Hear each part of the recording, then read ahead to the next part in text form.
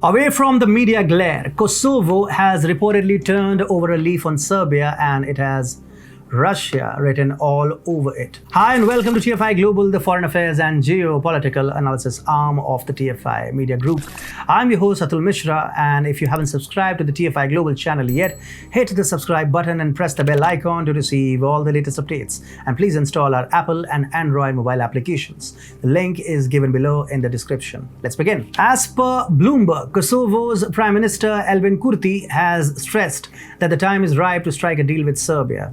As per him, Kosovo and Serbia have no alternative but to reach a final agreement on normalizing ties. If one remembers correctly, Kosovo and Serbia were baying for each other's blood after Kosovar authorities suspended issuing documents to Serbs entering the country. It was almost certain that a war between Serbia and Kosovo would happen. As both nations were about to fly off the handle, Kosovo suddenly backtracked on its decision and restarted issuing documents to Serbs. Later on, it was revealed that Russia's interference in the dispute made the situation between nations cool as a cucumber. But what Kosovo has done now is something that happens once in a blue moon in such cases. Kosovo, by extending an olive branch to Serbia for formal peace, is rejecting NATO's proposal of war and interference. Just a few days ago, NATO had expressed its vile intentions of flaring more tensions in the Balkans.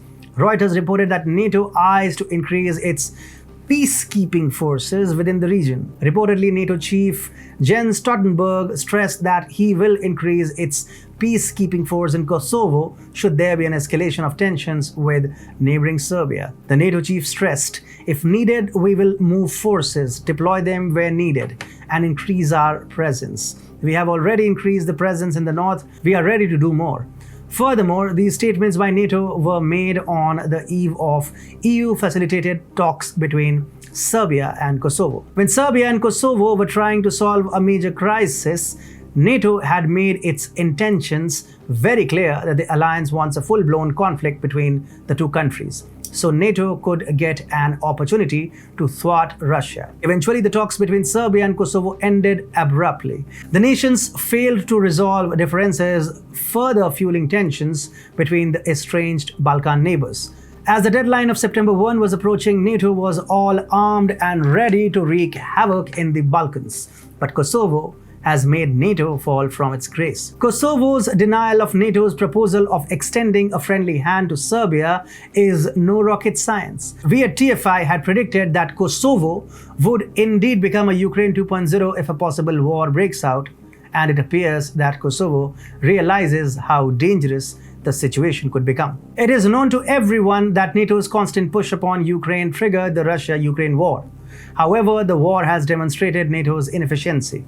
The biggest military alliance in the world has constantly fallen short of its commitments. Ukraine is now in the middle of a terrible conflict. Even NATO pumping money into Ukraine has failed to yield any significant victory over Russia.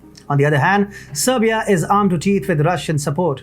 At present, Serbia's military might be 5 times more than that of Kosovo. Furthermore, Russia is already knocking on the door in Europe's backyard, namely the Adriatic Sea near Kosovo.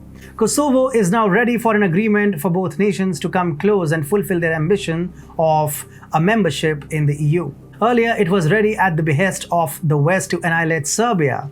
However, it appears that the country has realized what needs to be done and has opted to resolve the crisis before NATO intervenes. This is how crisis should be resolved.